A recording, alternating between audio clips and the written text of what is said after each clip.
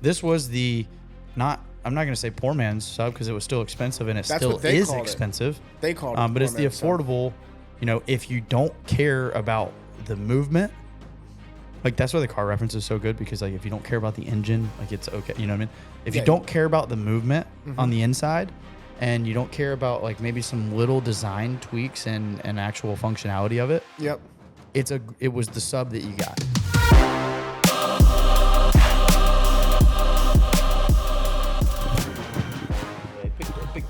Big day. Are we good? Yeah. Should we close that door? Sure. Yeah, maybe. Okay. Ready? We're good. Yeah. Oh, it was perfect. It's perfect. All right. We're back. Beautiful. It's Sunday afternoon.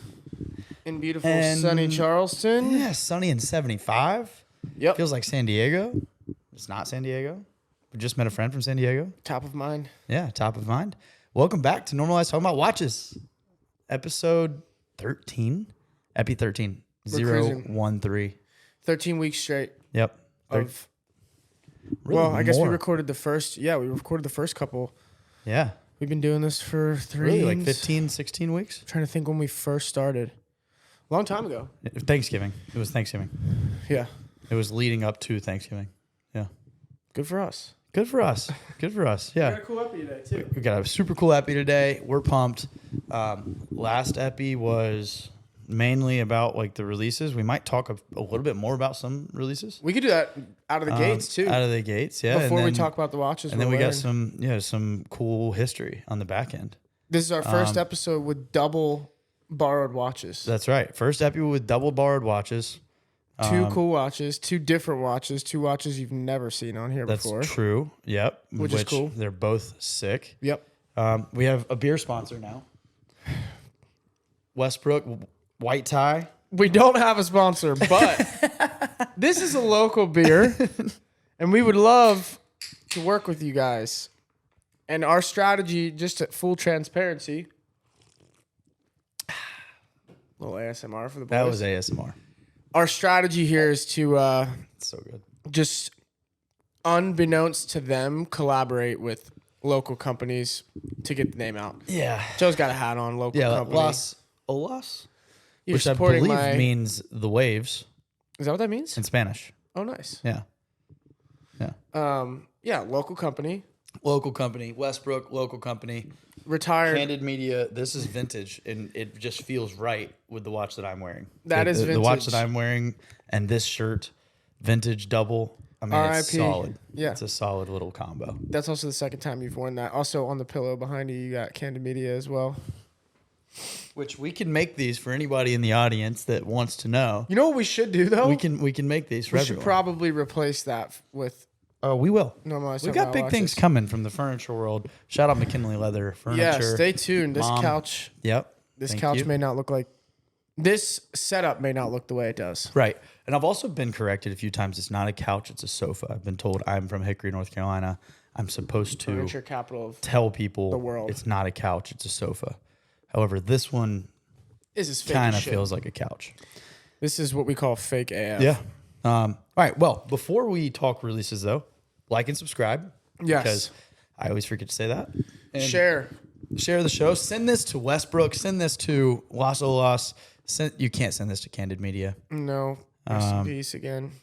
Send it to all your friends though. Send it to everybody else. Yeah. We've said businesses. this before. You don't know who is into watches like you think you do, Right. based on our experience. Like Yeah. we have people that we have known or that we, have come across that have just like popped out of the woodwork and they're like, "Oh, I'm super interested in watches, love the podcast." And I would have never, if I were to be told like, "Hey, send this to all the people that you know that like watches," I would never send it to those people. If I'm communicating that correctly. I've also gotten to like reconnect with Yeah. older friends, So and have I. people that I grew up with. So and, have I. and it's like now you're finding that you kind of have a mutual interest, and it's pretty neat too. 100%. yeah. And it's just like what we talked about in terms of you just like pick up. Right. It's an icebreaker. Yeah. Doesn't matter what phase of life anyone's at. It's Right. like, oh, cool. You like watches. I like watches. Let's chat for Right. 5 minutes. And it's Yeah. cool. More than I've talked to some people in a long time, 100%. Another side note really quick. Like we got another nickname option. It's another Joey name though, so we're not using it. Yeah. But Hey, public announcement. We It's not can't Joey. use Joey for Joe's nickname. yes, that It's is his true. dad's nickname. It's and dad's it's name. Too I've powerful. got so many friends that call me Joey, and it really is frustrating. Right. I just don't enjoy it. I don't know if I've ever told you guys, but like I don't really like being called Joey. Stop. I really referring. won't answer to it, or I'd prefer not to. But one of my fraternity brothers called me Joey. I don't Joey know why. Jiggles was the Joey name. Jiggles, dude. It's like Joey Chestnuts. Yeah. Um, Hey, Joey Chestnut. no, he's a boss. I think that's his name though. That's not. That's a his nickname, name. Right? Yeah, No, that's how that's- he was born. Yeah. So Born a hot dog destroyer. Jumpin' Joe maybe JoJo. Jumpin' Joe. It's a good one. You do jump. I do jump. All right. I like jump. I'm wearing Jordans. Yeah. Air Jordans. Also, dude, Jordan. So I can't get my leg that high. No. But Jordan, you should sponsor us. Vans, sponsor us. Everything Yeah. out there. So a couple releases that we weren't aware of. Yes. Which I guess is, now I'm learning, is not typical, but it's not uncommon, I guess. Well, you just like it's like as the things you can't. There's so much stuff to consume. Yeah. Like you can't just consume it the day of the releases. It's like Right. more and more and more is coming out as people that are there are providing the content to be able to learn and see Yeah. what's there. Yeah. So, I mean, if you're not sure what Joe's referring to, Watches and Wonders is in Switzerland. And it is all of the big brands and I guess little brands. Every brand that is involved in the space really is on display, for lack of a better term. And I guess we've never been, but we're going to try to go next year. It looks like it's all in one building, but I can't tell. I guess there must be situations where you can't take photos or you can't use cameras or whatever, because I've never seen like a big photo of the space, you know? I've seen a couple where it's like I'm at the Rolex booth today, but it's like really close up to the Rolex watches. So I can't really get a read on like, is it a huge warehouse? Is it like a convention center? Do you know? I think it's I'm trying to figure out basically saying everything. I think it's a room. convention center, and I think it's always there. It must be because It there's like seems like it's. I believe now this is not well researched, but I believe Watches and Wonders was founded like that is a company. yeah, I think it is because they have like an Instagram And I think and stuff. that That's the like Watches an actual, and Wonders headquarters is in Geneva, and I believe they have standing. I guess you would call it boutiques that makes sense. that this event's held at. Okay, that makes sense. If that's the case, that makes that's sense. my assumption. That's kind of what it seems like because you're right. Like every picture and every little behind the scenes thing that you see looks like they're in a mall. Yeah, it looks like a mall. It looks like a mall when it's just you see Rolex, you see Jair LeCoultre, you see Yeah. Tag, you see Tudor, etc. Yeah, the reason I bring that up is because I guess the way there's so much content that we're consuming from, 5,000 miles away, however many far away we are, versus the people that are there are also probably extremely overwhelmed. So Yeah. there's watches that have just surfaced in the last couple of days that are from huge names that weren't even mentioned the first day. 100%. So, Yeah. and I guess that's just because people were so like, oh, wow, look at this, look at this, look at this, look at this. And you just kind of like, you don't get to see everything. Long story short, tell them about the watch that popped up. Today's, I think, the first time we've gotten a Are you talking quality- off catalog? Yeah. Okay, so the off catalog ruby bezel, ruby indices, which is like the hour markers on the watch, Daytona. White gold Daytona. Picture. Nick's got a picture up over there. White gold Daytona with a ruby bezel and ruby indices, hour markers. And it's, Give them the price. is it $450? $450. It's a $450,000 watch. 440. $440,000 watch. Yeah. So again, That's freaking expensive. that's nuts. That's a lot of money. I wonder I'm not sure what the Rainbow Daytona. I don't know what the Rainbow Daytona's retail is. I believe it's around the same. Yeah, I was just curious if this is like the highest, Yeah. one of the higher priced Rolexes? Rolexes from factory. Right. It's got to be up there. I mean, I've still yet to see. So I the saw Sky another. Dweller is really expensive. Yeah. I forgot. The Drake Yep. Sky Dweller Yes. is like 900,000 or something. Right. Okay. I've yet to see. And this one was confirmed. Yeah. I've yet to see the confirmation of the other off catalogs that have been rumored, like the Sprite. Yeah, there was a rumors that they blurry made the blurry Sprite. picture. which is Fully the diamond. black picture of the Sprite right here. Yep. So the black is whatever that is, maybe onyx. We can't put a picture up because we haven't don't found have one. Yeah, there's not a picture. It's just rumors, and then I guess it's whatever the black gemstone is, and then green gemstones, and then also and then diamonds around. diamonds everywhere. it Diamonds looks like. everywhere, The yeah. picture's so blurry, but it looks like there's diamonds on the case Right. and the bracelet in some way, shape, or form. I don't know if it's like on the full bracelet, but it looks to have a lot of diamonds. Right. There's rumors of the platinum Daytona, which I love, Yep. in like diamonds. I think I saw one that Drake had.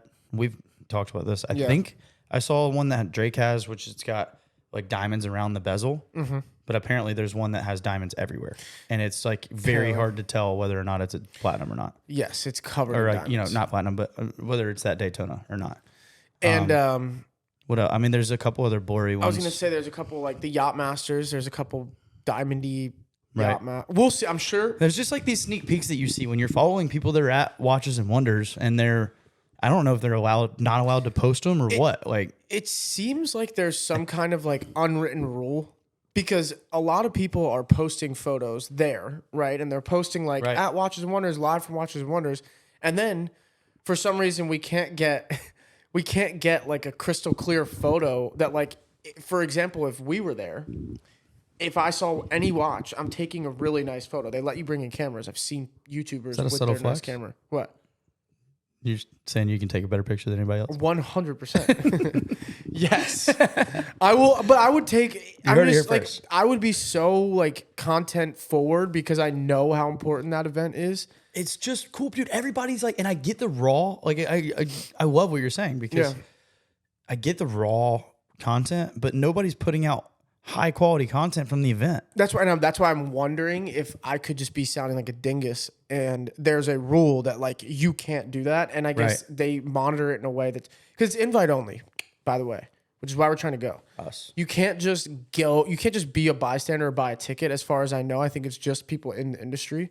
So my guess is that you leaking anything or doing something that's against these like unwritten rules I'm referring to that maybe, for all we know, written down. We just don't know because we haven't been there. Right. It's kind of just like a respect thing. That'd be my guess. Like, why was there a picture? Remember the picture we saw that you sent me of the Daytona, the one we're talking about? Super blurry. It was a phone photo on someone's wrist at the event. Mm-hmm. Why was there only one of those photos? And I still have yet to see another photo of that watch. Yeah, and the one we have is not a photo. No, it's a rendering. Not. It's a rendering. So but it's very clear, and it's like what you'd see on the website. certain. Yeah, exactly. It's certain. It's what you would get from the website, but I haven't seen anyone with a photo. So, like, where are the off-catalog Rolexes? Are, like, Rolex employees walking around the grounds with them? Like, that would be sick. I have no idea. What the fuck's going on? Yeah. And who's going to be the first person to get one? You know? And I think the other ones that we mentioned, like, they're all hypothetical relatively. But the one that is for certain is that Ruby. Mm-hmm. Who's going to be the first person to get the Ruby Daytona? The thing is, Rolex they're not like the other brands. You know, like if it was an AP and you said who's the first person that's gonna get it, I'm gonna say that Kevin Hart or Kevin O'Leary. Yeah, Kevin O'Leary. Like those guys are like known for getting high end watches. Yeah, LeBron always has a good like. He got the blue ceramic like as soon as it was out. Yeah, so which is a sick watch, blue ceramic AP. Kevin cool Hart watch. has been seen wearing that too. Yeah, I would. But yeah, like perfect example. Those watches, you know, like it's like Tiffany. The way they rolled out the Nautilus. It was like you could see it coming out in the world. It was almost like perfect. Like, oh, Leonardo DiCaprio happens to be sitting courtside at the Lakers tonight. Throw him a Tiffany watch the night before so that he can wear it that day. So I don't know. To answer your question, like I don't know who the biggest Rolex guys are. Like who wears? LeBron does wear some crazy Rolexes, but I don't think he's in any way affiliated. I don't think anyone is on paper. I think it'll be Roger Federer. You think? What about? Oh, I guess he does always have typical. Well, I'm thinking of Nadal. Rafa wears the RMs though. I know almost specifically now. That's why I was thinking wrong. Yeah, I think Roger Federer. He does have some crazy watches. Maybe like a David Beckham. Well, I guess Beckham has to wear Tudor at this point.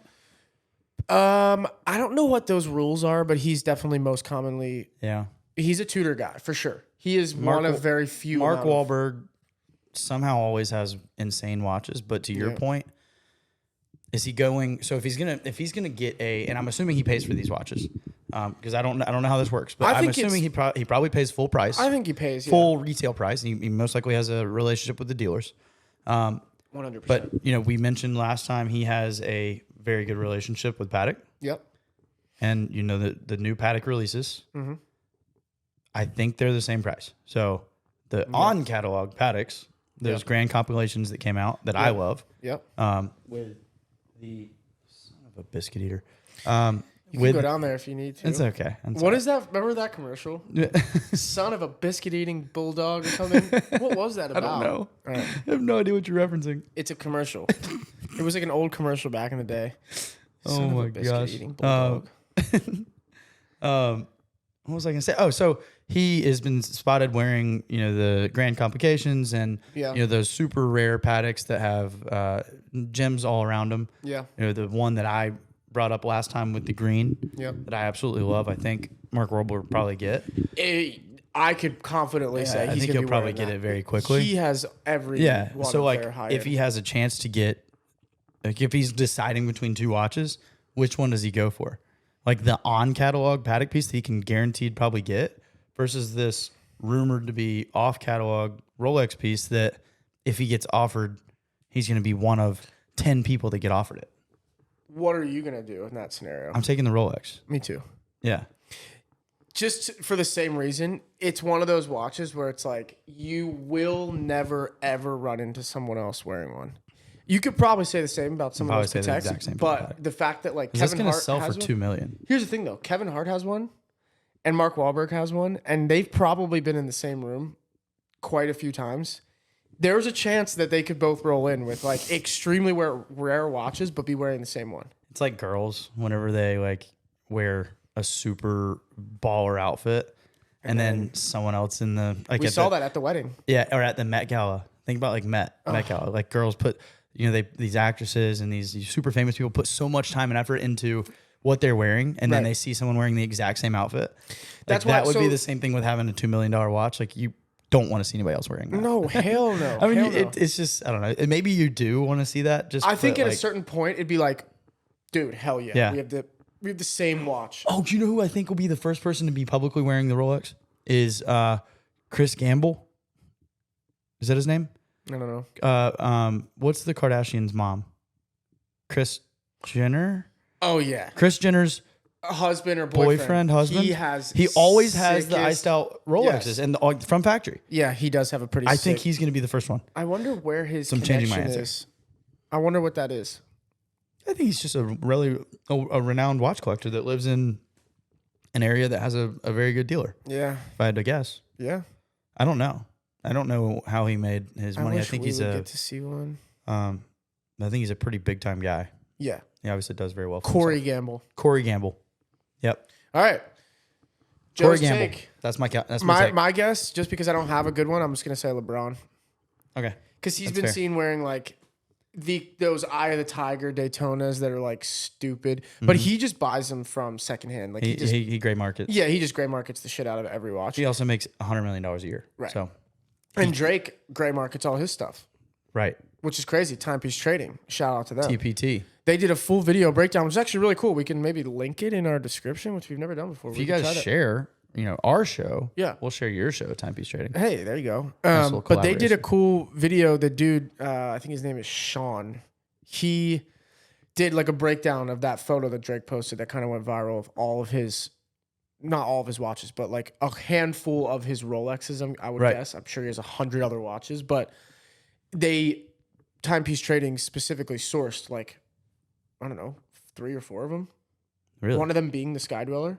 Wow. He hunted it down. That dude Sean. He was I remember having to find this watch. So that's the thing. It's you can't get you can't get the same way that AP and Patek are calling their ambassadors and getting them access to these watches. I don't know that Rolex is doing that. Right. I can't think of anyone off the top of my head right now that I'm oh, that's a Rolex guy. Whereas AP, Kevin Hart is an AP guy, guaranteed. So is LeBron. Right. They have every single one that exists. LeBron, I think there's an AP named the LeBron. There's a LeBron AP. I'll fact check myself, and this picture will either be LeBron of James. something completely random or it'll be the watch I'm referring to. But I'm like 98% sure that there's a LeBron AP. Royal Oak Offshore. Really? I think. That's sweet. So maybe he won't be the first one, but that'd be my guess. Well, what else did we miss in our like looking at the releases? A bunch of JLCs came out that had hand painted enamel on them, which was sweet. Yeah, we did. There's a green one. You can't see any of the. There's a blue one. There's no like hour markers or anything, right? No, it's on the flip side of the reverso. They're the reversos. One side has, a watch dial and face, and then the other side is a hand painted enamel that matches like the bracelet as well, or the They're band. pretty sweet. Yeah, they're pretty sweet. It's a very unique. There's nothing else like it. It's almost like a bracelet when you want it to be a bracelet, and it's a watch when you want it to be a watch, which is really cool. Yeah. The green sub. Did we talk about that? Right. Is that a fact? It's a fact. It's a fact. Well, it's a fact from Adrian Barker. Okay. Who's I like at Adrian Watchers. Barker. Yeah, I trust him. He's at Watches and Wonders, and he knows his shit. Right. And he did a full video on this. Yeah. So Adrian Barker, thank you for this. Yeah. Also, if you would share, that'd be great. Yeah, that'd be cool, man. And then we could collab with their podcast. Right. And he actually produces high quality content. Yeah. Versus the other jabronis don't. So we appreciate that. Yeah, he's one of the people that I'm using as my reference of they let high end cameras in because he shoots his YouTube videos like on the grounds. Yeah. But yeah, so long story short, the green sub known as the Kermit or Starbucks. It was known as the Starbucks. Kermit when it came out, non-ceramic bezel. Mm-hmm. They went to ceramic bezel. The green changed slightly. It got deeper. It got a deeper, different green, and they've started to coin it the Starbucks. It's very, very close to Starbucks. And the colors. reason is it's very literal, right? Like the old one is like Kermit the Frog green, and the new one was Starbucks green. Yeah, like it's basically much deeper green. Yes. Then Adrian posted that the green is significantly closer to the old Kermit green on the one that was in the case on display this year. They're going to call it the Starmit? Starmit, maybe. Kerbucks? Kerbucks. I'd be interested to see what it looks like in terms of like how different is it? Is it like you have to have them next to each other to tell, or is it like really obvious? Discontinued meteorite dials. Did we talk about that? No, we didn't. They discontinued the meteorite Daytonas. The Milgauss is gone, which is a historic model. Yeah. So that's pretty big. Yeah, they discontinued. Sad. A lot of Skydweller models as well as coming out with the new ones. Oh yeah, Skydweller. There's a cool new white gold Daytona that kind of slipped under the radar with black dial. Yep. Which is cool. Yep. Never happened. That was not a thing before. Yep. So that's a cool new watch. Yeah, white gold, basically the John Mayer blue dial, but now it's a black dial. Which I can see that being a sneaky stealth wealth watch because it looks very similar to that of a stainless. Right. Whereas the black or the blue dial and the green dial, John Mayer's looked like nothing else. There was only one option. This kind of looks like the older stainless Daytonas, but it's white gold, which is cool. Yeah. What else? Anything else? No, I mean, I don't think we really thought about or addressed how crazy it was that Rolex came out with those, like the bubbles dial on the OP and then like the jigsaw on the Day-Date. Like it is interesting to see Rolex, who has always been like the play it safe brand and like the very subtle changes, to do something that absolutely nutty and crazy. That said, I still don't like them. No. But I think they're sick. I think it's cool because of the creativity, and it's like they're doing this nutty thing, and every single one of those watches is going to be very hard to get, and they're going to be very desirable amongst collectors just to say you have one and talk about it. I hate that though, kind of. I do too. I don't think they're going to be like something that you want to wear all the time. No, but it's like, relative to the OP, they're like, hey, let's do something cool with the OP. Like, let's just put every color that we came out with in. Whenever I wish they would have just done like different colors. Yeah. Like if they just dropped like orange and a different shade of blue, like a royal blue, and then like a lime green, like colors that they haven't done, same watch, new colors. This tells me that it's going to be a 1 year My opinion on Probably. that watch is it's a 1 year run. Interesting. Like what can you do next year? Release the same know. ones again? Something that I wish they would come back is that grape dial that's in Dimitri. Yeah. There's a grape dial OP. It's We a had a 30. good picture. I don't even know if a photo online would do it justice. 34 millimeter. Yeah, it's a 34. I've actually got a really good picture of it. You did take one? I took a picture of it on somebody's wrist at Dimitri. Send it to and me. it looks really good. Cool watch. It's just a sweet watch. It's a 34, but it wears so big. And I think my perception of that is that when you have a colored dial, when you have a dial that's like very loud, the watch wears bigger. Agreed. So like this was a 34 and we put it on this guy who is literally like his wrists are twice the size of mine. Right. And it did not look small at all. No, it looked fine. It looked completely reasonable, wearable, fine. And we'll post that picture. Right here. This watch. Pretty sick. And to your point, that's why I wish they would do something. Like the OP is a perfect watch to do that. Yeah. Throw some random stuff out there. And I guess that's what they did. You know, they threw some random stuff out there, but now there's only one version of it, right? Like it's just the one colorful option. It's not like when they released that line of OPs, it was like 5 different colors, which is really cool. Now it's just like they're going to have the most basic watch they make has one option. But they don't make it in a 34 anymore, right? I don't think so. Yeah. I think it's 36 and 40. And then it drops down to 31 or 32. Yeah. Yeah. Yeah, something like that. So I don't know. Maybe revisit. It'd be cool to see them revisit that at some point. That's irrelevant though. Yeah. Still though, cool that they went out on. It was neat that they went that adventurous. Yes, because everybody's begging for them to get adventurous. And like in hindsight, after listening to our episode, I was like, we never really mentioned how nutty it is that they did finally get crazy and adventurous. They're catching a little bit of hate though, and I guess whatever, you want them. Yeah, we want them to try crazy stuff. So this is the world we live in, unfortunately. But whatever you do, you're going to get backlash on. Whether it's exactly what everyone's asking or if it's what no one's asking for. It doesn't matter. So like as a big company like that, 100%, it's very difficult to do something like that. So you got to give them props for doing it. You got to just at least be like, they tried. Because previous years, let's call it, I guess last year is a good example.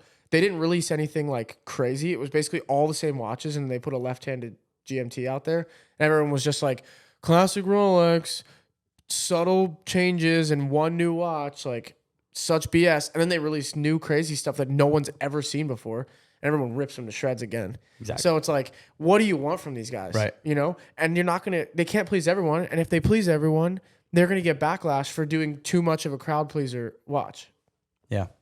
That's my rant. I agree. And the weird thing too about like some of the stuff that was discontinued, not weird thing, but like the cool thing about the stuff that was discontinued, like those meteorite dials have gone through the freaking roof. They're 3x price. Immediately, right?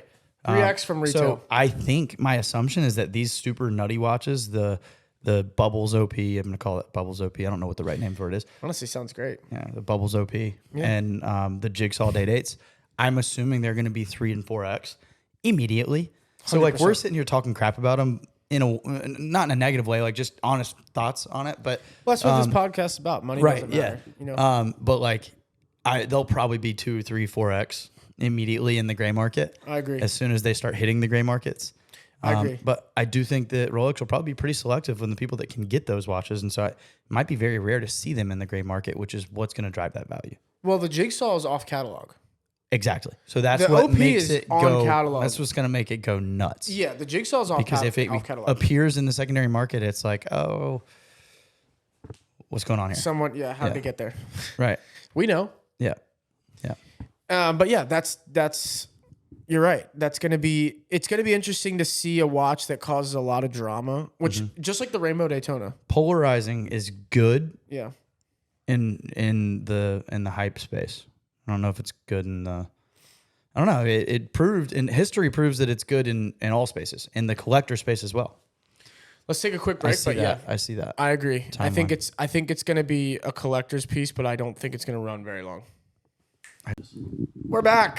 Oh, there I am. Yeah. We're back. Oh shit! Oh, sugar tits. The door. Good gravy. Oh, dude, what a good thing. All right. So we're done. We're done ranting on releases. Yeah. There's a bunch that we're gonna miss. We'll talk about them as the weeks go on too. Like, and we're gonna have a guest on that is gonna tell us a shit ton more. Fill in all the gaps. Yeah. But if we miss something and you want us to just like know that we missed it and tell us that we messed up, please do and comment. Hey, you guys missed this because you guys are jabronis. Yeah. And send us stuff on Instagram too. We love you that. have like, you have a at Normalize Talking About Watches on Instagram. Boom. Here. Free plug. If you have I would hope it's a free plug. Free plug. Westbrook. This is actually a free plug. But yeah, basically send us if you have any other watches that you think came out or you think we didn't talk about that came out.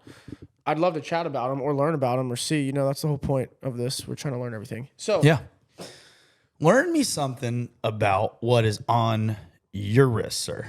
Because we got 2 cool watches today. This one we'll talk about for a little bit less time because this one's the one Joe's wearing is meat and potatoes of the Epi. Yeah, and we have promised, a little bit of a story here. Yeah, exactly. All right, let me clean off the. All right. Okay. Can you see? Probably not, but I'll put up a picture. This is the Top Gun Edition IWC pilot watch.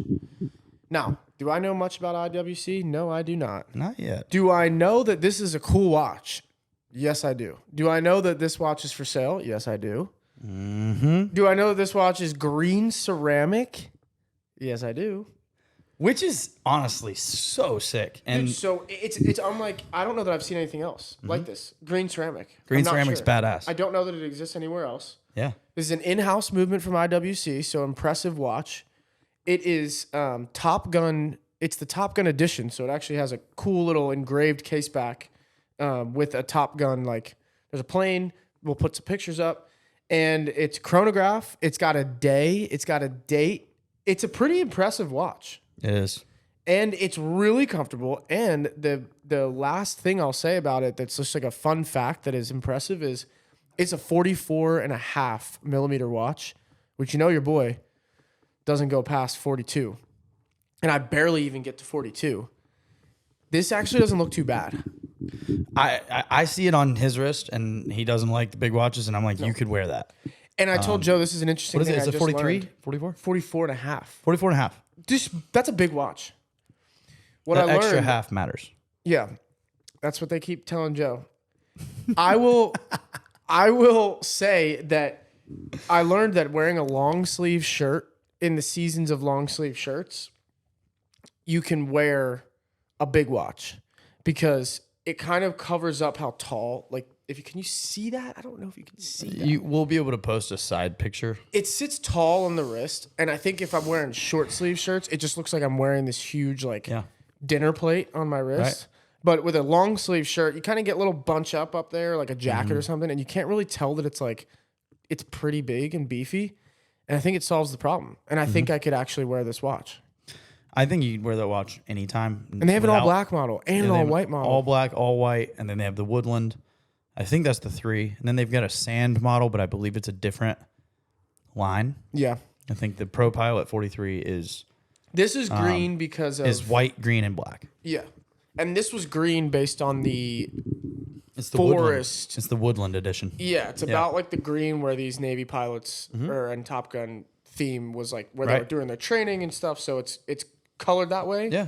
Limited release. 1,000 watches. 1,000 watches. It's on a rubber strap that matches. It's a green rubber strap that matches perfectly by design. And the green rubber strap looks like a nylon strap. It does. Like if I'm looking at it right here, it looks military grade. Looks like a nylon strap, but it's a rubber strap, which is sweet. I mean, it's comfy. That looks cool. Yeah, it's comfy, wumpy. It's really comfy. Wumpy. I'm excited to photograph this watch because it's cool. It's different than anything. It's a cool color. I'm going to make sure I get the color perfect too, so that the photos are accurate because it's a tough one to...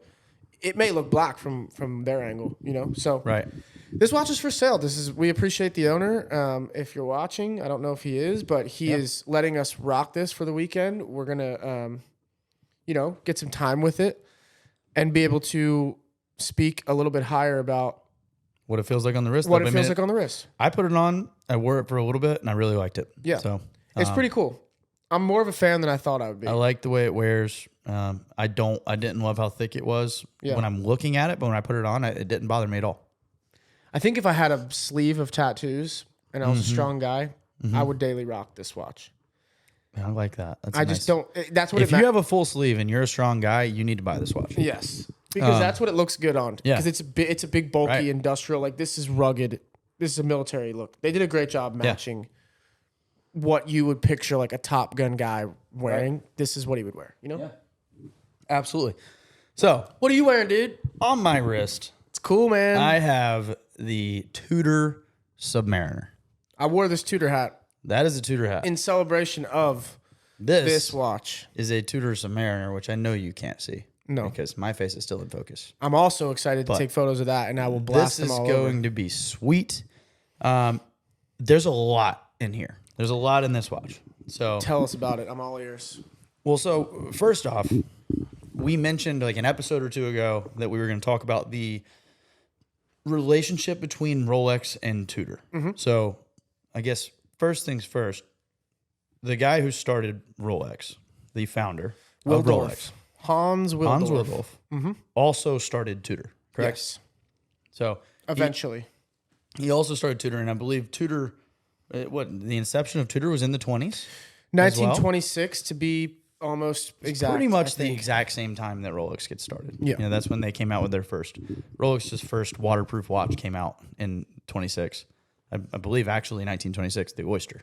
It was the first waterproof wristwatch. Okay. Yeah.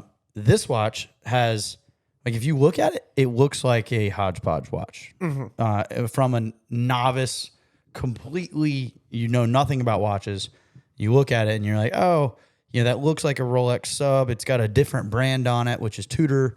Maybe you're not familiar with Tudor. Maybe you are familiar with Tudor. A lot of people aren't really super It's got familiar. an hour hand that has the Mercedes-Benz hour hand, which Rolex famously uses. It's got a crown. So many cool little features, so but it does have a Rolex crown. It's got a Rolex crown on it. Yeah. On the crown. Well, it's the Rolex logo. Branded. The Rolex crown is on the crown of the watch. That is a Tudor watch. This is a Tudor watch. This is a Tudor watch. Now, they're very obviously closely intertwined. Rolex is the big brother, and Tudor is the more affordable side, which that was really the inception of it, right? Yeah, that was the whole reason. But they're using, they were using Rolex parts in the beginning. They use the same case. So on the back of this watch, which we'll show pictures of, which we'll put these pictures up right now as we're talking. I'll just do like a slideshow as we're talking about it, right? So they've got the hour hand is the exact same. It looks like the Rolex hour hand. It's got round indices, which is relatively similar, but the 3, 9, 6, 12 is different than Rolex would be. The bracelet. The bracelet is the fold over bracelet, which is weird. That's something we need to research more. But this was the original bracelets. The original bracelets were made fold over. So, we asked if we could get this watch sized to us, and they said no, because then we would have to unfold these links, and it's just going to mess up like the originality of this watch. Right, like someone it could fit perfectly the person that ends up buying it, right? And you may not have to ever mess with that bracelet. Exactly. The bracelet, it's from 1984. It's an old 1984. They used the same cases. So on the back of this watch, on the case, so like on the back of the dial, flip side of the watch, it still has, the Rolex branding. Like they use the same Rolex case, they use the same Rolex crown, they use the same Rolex hour hands. The clasp has a Rolex on it, but also has a Tudor on it. Right. It's so interesting. So in I remember the year. So which one are you going for? I was going to go with 1995. 1995. Okay. Was the last time that this watch was made, right? Last new reference number. The last 1999 was the last year they made it. So 95 was where they make the last model, I guess. Yeah, right? the last Nothing reference. Changed. Nothing changed from 1995 on to 99, and then it was stopped. Yes. Okay. And on that watch, they made the sapphire crystal. So that was the first time they used the sapphire crystal. It was also the first time that they outlined the indices, in a probably in the case material. Yep. You know, in steel, stainless or something. and stainless or something like that. Yep. That was the first time that the bezel became unidirectional, Yep. and it was the Date. what was it? The date. And they all have a date rather than being no dates. They made them officially. They are right. dates. And so this watch, the Tudor Sub, Mm-hmm. what really is cool about it, because these are hard to find, and you really need to trust whoever you're working with to be able to get this watch. This one is also for sale at Dimitri. Yeah. So go in. If you're local to Charleston, you should go in and just take a peek at this watch because it's so sweet. It's cool to see it and because it's nuts to look at it and it looks exactly like a sub. Yeah. But the cool thing is, like, the founding of Tudor was that he wanted to make a watch that was for the everyman, because Rolex was trending toward this very hard to get, more expensive model, and he wanted to create a watch for the everyday man. So this is like the everyday man sub. It doesn't have a sub. It doesn't have a Submariner movement in it. Yes, that's important to mention. It's not necessarily a dive watch. It is a dive watch. It mimics the look of a dive watch. Yeah. And it looks like a dive watch. But a unidirectional bezel, I mean, kind of defeats the purpose. yeah, it's not necessarily accurate. But or a not uni. right. With the cool non-unidirectional. Right. So Yeah. another really cool thing though is that this watch is what became the Black Bay 58. Yes. So this was the heritage of the Black Bay 58. So if you see a Black Bay 58 from Tudor, say you go into Dimitri and you're like, hey, I want to look at your Tudors, and you see this, the Black Bay 58s, that was originally the Tudor sub. That was them relaunching it. And basically. so you notice a lot of similarities. And in Dimitri right now, they've got the blue on blue that is like this size, because a lot of the Black Bay 58s are thicker. It is this size, and I love it. It's a really nice looking watch. So like, You almost bought it. all of that, sugar. All of that kind of leads to what makes this watch so special. I mean, I was reading an article and it compared this watch to for the car reference. Beautiful reference. This watch was a 718 Cayman Porsche. Yeah. Sorry, Porsche. A 718 Cayman Porsche. Is Cayman? Am I pronouncing that? Yeah. Okay. You could just say like Boxster. Okay. Or it's like it's Boxster. He's the car guy. Just keep going though. You got it. To the Rolex sub being a 911 Carrera. Yeah. The car that is the car of that brand. Yep. And then the one that's kind of like it, that's just not it. That's that was like a perfect way of explaining it, because it just makes so much sense. Because still a great watch, just like the Cayman's still a great car, but it is just less expensive. Not the motor is different, whereas this, the movement is different. So it's a good comparison for sure. Joe's cheating right now. I'm not cheating. I'm trying to find the colors. That's what I was trying to find. Yeah. So it comes in four colors. I think that stainless one is real. We're not positive. We're not positive. It's on. That's Tudor. That picture was on Tudor's website. So there's three colors that we know of for sure. Black, which is what this one is. Blue, and I believe there's a blue on blue, and then there's a blue on black. I think so. And when I say blue on black, I mean a blue bezel, a black dial, and then there's a red, which I believe is a red bezel on a black dial. I don't think it's red on red. I saw a picture of a red and red dial. Okay, so there's also a red on red. But I don't know what's real. And we'll ask Matt maybe. And go into Dimitri. If you hear this, go to Dimitri and be like, "Yo, I heard these jabronis talking about watches, and I wanted to come here and ask you guys if they were being serious or not." Well, I've seen them, and I'll make this note now. One of the little things I learned doing the research on this topic is basically the 1969 to 1999 was a significant era in the Tudor Submariner. Their lineage was very long, but the 69 to 99 in their lineage, there was 20 different reference numbers. In Tudor or in Rolex? In Tudor. In Tudor. 69 to 99. So 30 years, they had 20 different references. Right. So there are so many versions of this watch that look ever so slightly different. And substantially different. They went to, you were showing me this. We were at the coffee shop earlier. They have, what little thing did you notice? Well, they've got like the boxed indices. Okay, yeah, box to square. They've got the snowflake to Mercedes logo to lollipop, to the lollipop, which is potentially the most rare of them all. The circle at the bottom, the happy face, smiley face. Yeah, the smiley face at the bottom versus just the flat line. Yep. I mean, there's a long laundry list of things. The date wheel, some of them didn't have the bubble. Some of them have no date. Some have a date. I mean, it just changed so many times that, to your point, it's very hard to find a clean example because it's hard to tell. They just all look so different. Kind of like the Tiffany. Kind of like the Tiffany. Yeah. I think it's just a really cool. It's not. I don't even know if it's like an if you know watch because we're starting to overuse that term. Yeah. But it's like when you see the watch, it looks like a hodgepodge.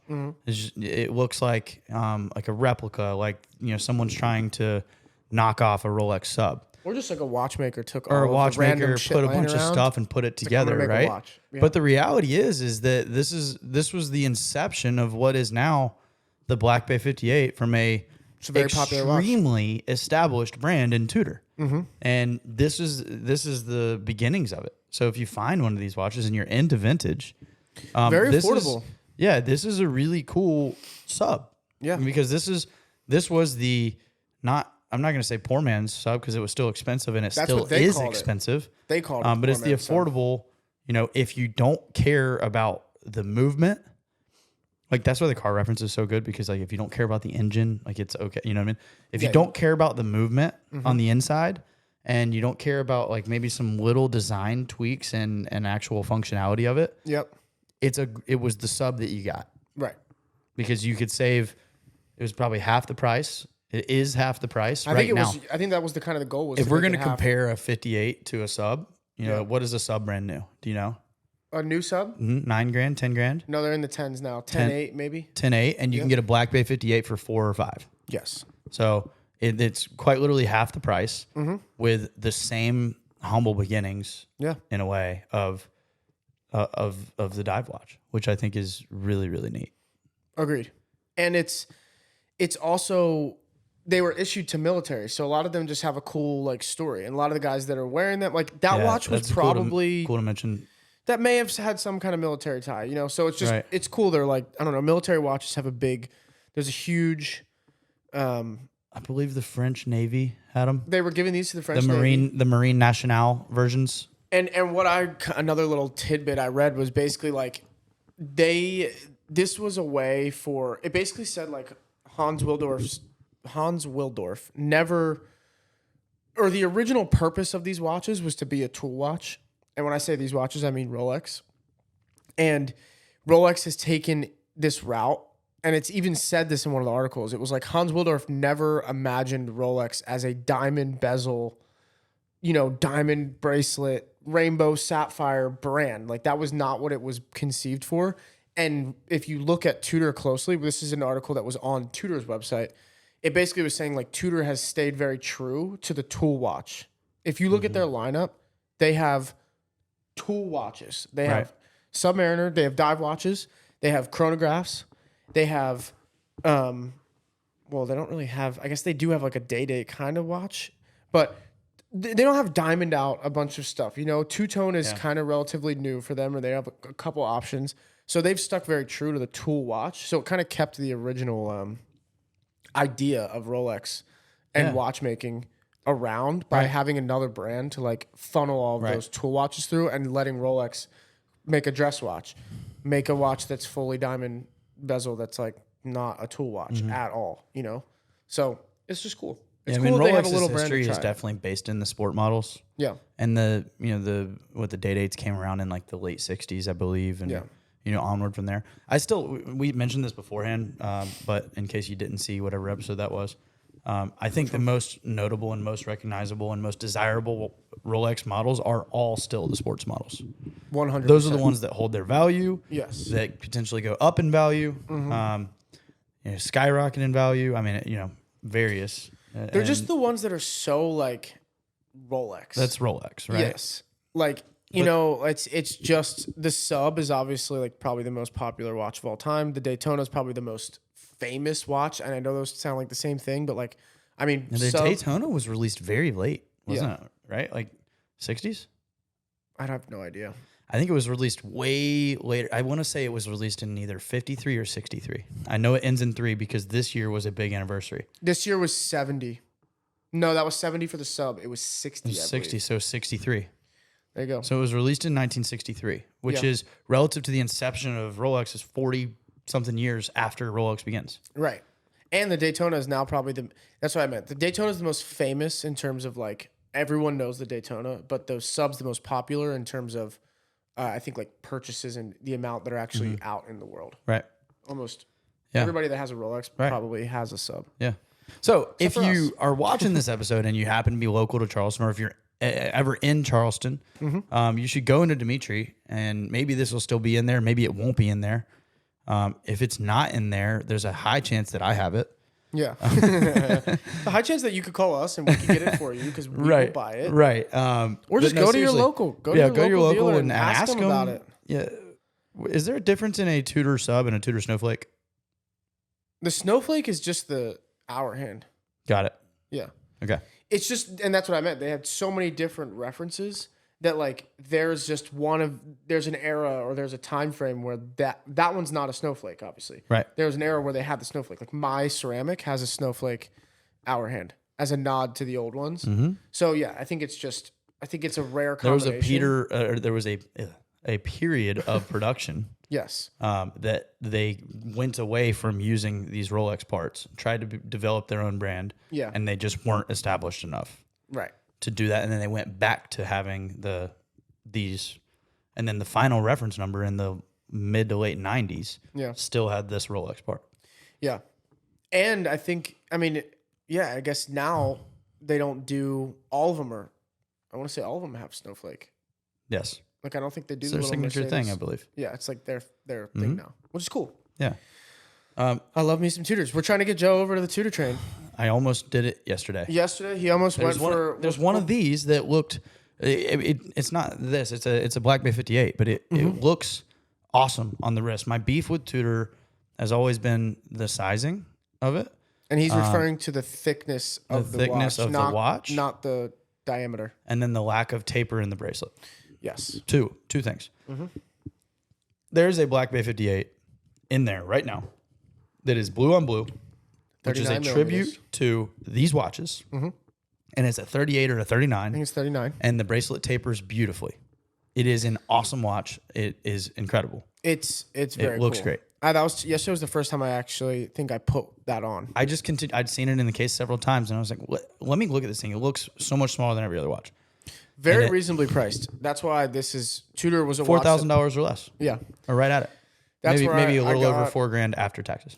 Depends on which one too. Yeah, they range from like 3350 in the Black Bay phase to like 40 something. Right. They also have a taupe Black Bay 58 in there. It's a taupe gray that looks a little bit green in the right light. It's made of sterling silver, which is just and it's made of sterling unique. Silver. There's not many other people doing that. No, and it's a softer metal, so like it'll scratch up a lot, but at the same time, like you'll put all those scratches on it and have more memories with it. It's a $4,000 watch, so you can like, not that that's a little bit of money, but like, it's not a $50,000 watch, right? And it's really cool. It really is really cool. Yeah, that's why I love my Tudors. Joe just doesn't. No, I'm gonna get on the train.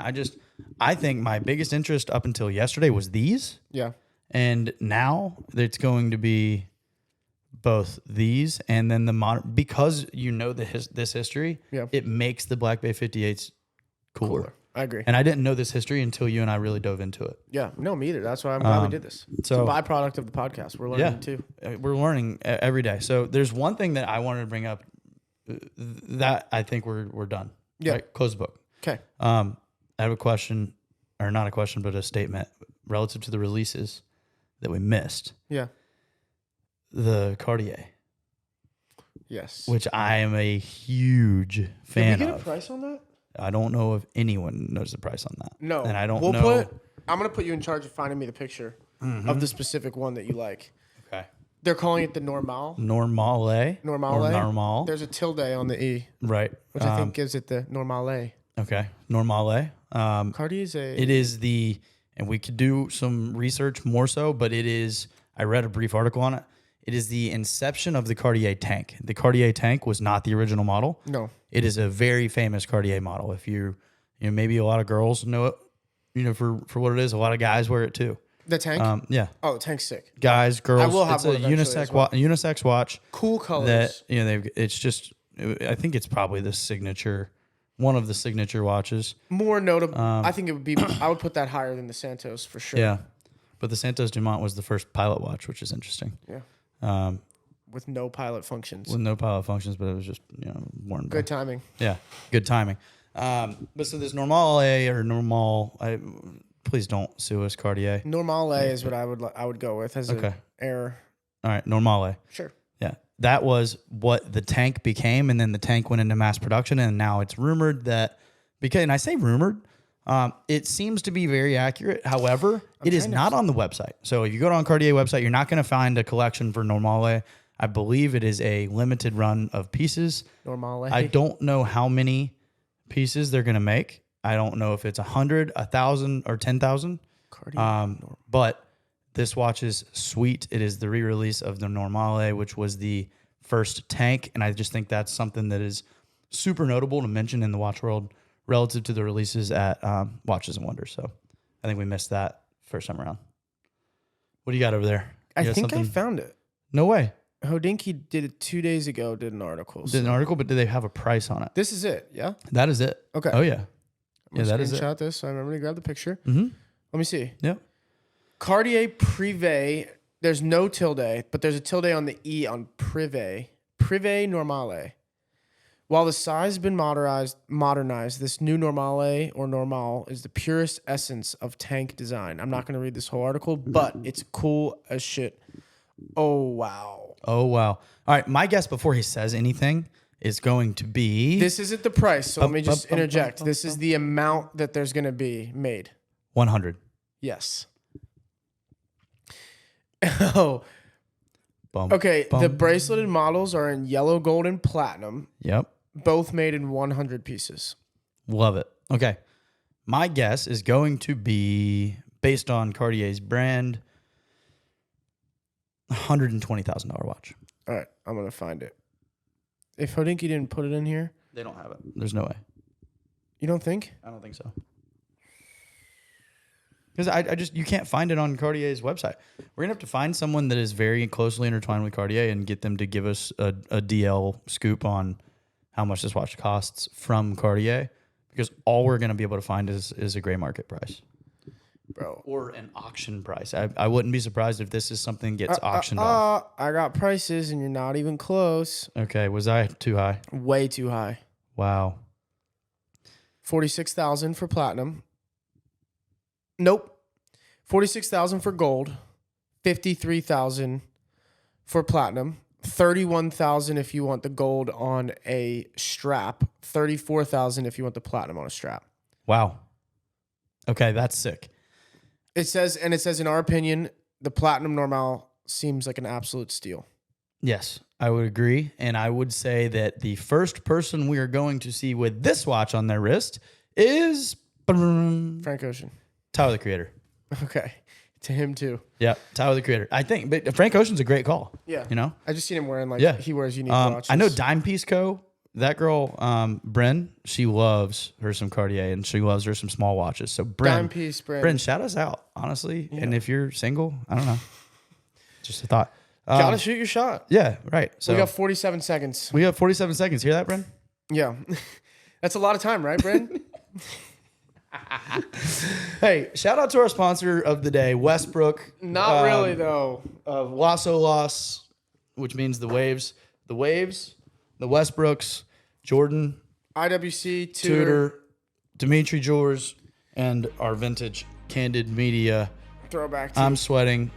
Thank you for listening. Like and subscribe. Share with your friends. Send to Bren and Dime Piece Co. Everyone tag her so that Joe can find himself a wife. I'm an idiot. Really Thanks for watching. Peace.